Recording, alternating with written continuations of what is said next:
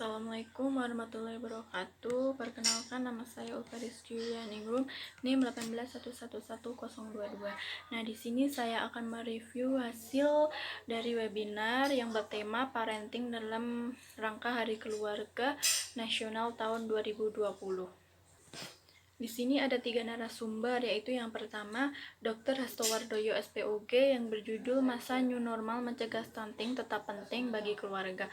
Untuk narasumber yang kedua ini adalah Profesor Sujatmiko SPAK MSI yang berjudul Peran Keluarga dari Kualitas Tumbuh Kembang Anak Menjadi Generasi Unggul Selama dan Sesudah COVID-19. Untuk narasumber yang ketiga adalah Bapak Wiwi Budiman Winata yang berjudul Membangun Kebahagiaan Orang Tua dan Anak di Masa New Normal. Nah, di sini saya akan mereview narasumber yang pertama, yaitu Bapak Dr. Hastowardoyo SPOG yang berjudul Masa New Normal Mencegah Stunting Tetap Penting Bagi Keluarga. Nah, di sini yang disebut stunting itu apa sih? Stunting itu apa? Nah, di sini adalah stunting atau kerdil, yaitu merupakan gagal tumbuh pada anak berusia di bawah 5 tahun. Nah, di sini kan pasti ada dampaknya. Dampak dari stunting itu apa? Nah, dampak stunting menurut WHO 2013 ada 3 yang tidak dapat diabaikan. Untuk yang pertama adalah dampak kesehatan, yang kedua dampak ekonomi, dan yang ketiga adalah dampak perkembangan. Itu adalah ketiga dampak yang tidak dapat diabaikan. Nah, untuk itu ada dampak menurut PDP. Menurut PDP ini adalah hilangnya domestik bruto dan pengurangan pendapatan pekerjaan dewasa hingga 20% akibat stunting. Kehamilan yang baik ini harus dipersiapkan terlebih dahulu dan jangan sampai hamil tanpa persiapan atau tidak direncanakan, karena itu bisa menimbulkan penyakit.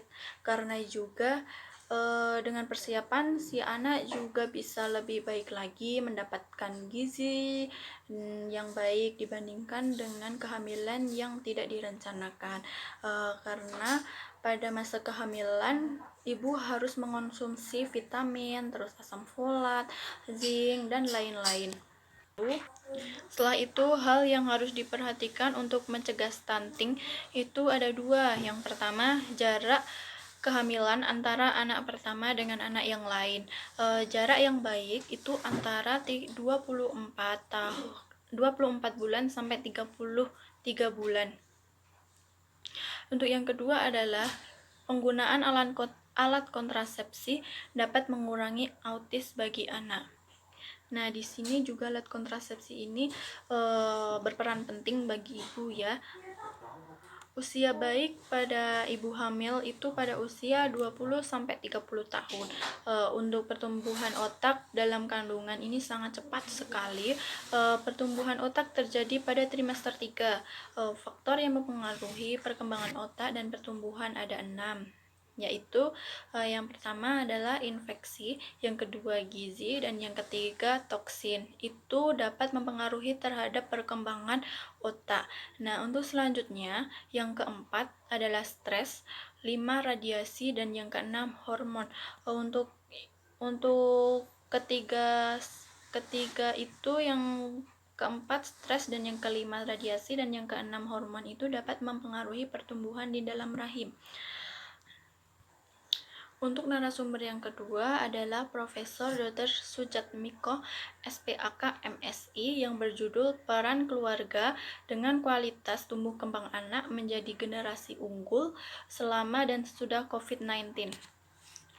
Peran keluarga ada 4 cara, yaitu yang pertama nutrisi, dan yang kedua stimulasi, ketiga proteksi, dan yang keempat adalah tumbuh kembang.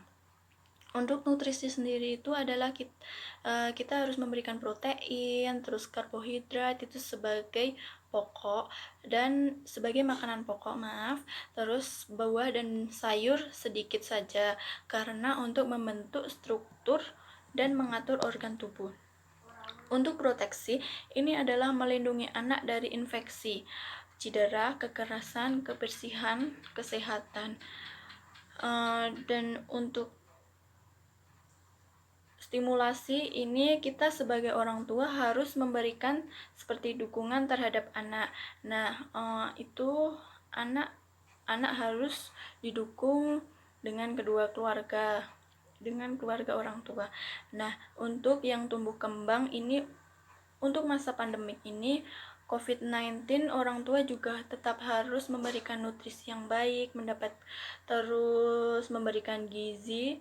Selain itu juga orang tua juga harus memberikan kasih sayang seperti mendengarkan obrolan anak, memberikan contoh yang baik dan sopan kepada anak, terus memberikan rasa aman dan nyaman, melindungi anak dari virus atau bakteri dengan meminta anak mencuci tangan, terus memakai masker, terus juga anak memakan makanan yang baik dan bergizi.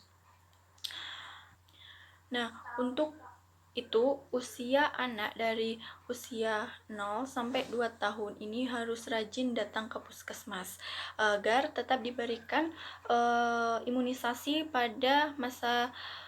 Nah, pada masa COVID-19 ini keluarga pasti merasakan lah ya stres terus di rumah. Maka dengan adanya kunci, yaitu kuncinya dengan kebahagiaan keluarga, terus atau psikologi keluarga pada masa pandemik COVID-19 ini. Karena itu sangat penting untuk kedepannya. Untuk narasumber yang ketiga itu dengan Bapak Wiwi Budiman yang berjudul dengan narasumber yang ketiga dengan Bapak Wiwi Budiman Winata dengan judul Membangun Kebahagiaan Orang Tua dan Anak di Masa New Normal. Nah, Bapak Wiwi Budiman Winata ini mengatakan hidup bahagia bagi anak yaitu seperti kebahagiaan itu berasal dari 3 hal, yaitu yang pertama hidup yang menyenangkan, terus hidup yang baik, dan yang ketiga adalah hidup yang bermakna. Untuk hidup yang menyenangkan ini adalah yang berkaitan dengan perasaan emosi yang positif. Untuk yang kedua adalah hidup yang baik. Ini yang berkaitan dengan hidup yang produktif, terus emosi dan kreatif. Untuk hidup yang bermakna, ini berkaitan dengan hidup yang bermanfaat bagi orang lain, menimbulkan bermakna bagi kita. Nah, untuk masa pandemik ini tidak hidup seperti biasanya menyenangkan, terus membahagiakan, bisa bermain ke sana ke sini. Nah, dengan masa pandemik ini semua itu menjadi berubah, yang menyenangkan jadi tidak menyenangkan. Nah, mengapa seperti itu? Karena orang tua tidak biasanya dengan keadaan seperti ini menjadi emosi, dan si anak juga merasakan kesal, terus bete, yang harusnya main jadi di rumah terus harus menyesuaikan diri dengan beberapa hal. Nah, untuk membuat anak yang lebih bahagia dan tidak bete itu adalah kuncinya, yaitu membuat anak mendapatkan emosi yang positif untuk membangun hubungan lebih baik dan erat lagi. Karena dengan melalui rasio 5P dibanding 1N yang dimaksud 5 komentar dan 1 positif. Rasio 5P dibanding 1N yang dimaksud 5 komentar positif dan 1 komentar negatif. Untuk itu ada tipsnya. Tips untuk mengatasi kemarahan dengan singkatan atur, yaitu amati, T tenang, U ungkapkan, R resolusi. Resolusi itu yang dimaksud adalah dengan diperhatikan pada saat emosi atau marah. Ketika si anak atau kita pun sudah sadar, maka diri sendiri harus tenangkan dan rileks terlebih dahulu. Mungkin itu saja yang saya sampaikan, review dari hasil review dari saya. Kurang lebihnya mohon maaf. Wassalamualaikum warahmatullahi wabarakatuh.